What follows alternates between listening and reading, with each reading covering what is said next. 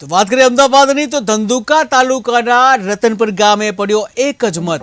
ત્યારે 2:30 વાગ્યા સુધીમાં માત્ર એક જ મત પડ્યો। જ્યાં ગ્રામજનોએ ચૂંટણીનો બહિષ્કાર કર્યો છે ત્યારે ગામની શાળા ફરી ચાલુ કરવાની માંગ સાથે બહિષ્કાર કરવામાં આવ્યો હતો।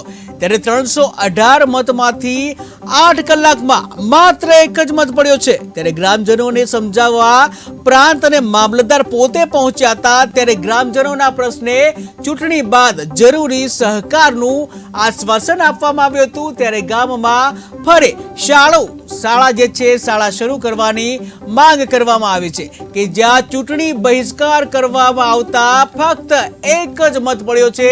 આ ઘટના બની છે અમદાવાદના ધંધુકા તાલુકાના જે રતનપર ગામ છે ત્યાંની કે જ્યાં ટોટલ 318 જે મત છે 318 मतमांथी માત્ર એક જ મત મળ્યો છે।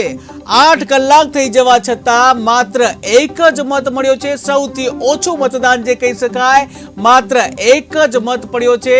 ત્યારે ગ્રામજનોએ જે પોતાની માંગણી ન સંતોષાતા આખરે ચૂંટણી બહિષ્કાર કર્યો હતો અને જેને લઈને 318 માંથી 317 લોકોએ વોટ નથી આપ્યા, માત્ર એક જ વ્યક્તિએ વોટ આપ્યો છે।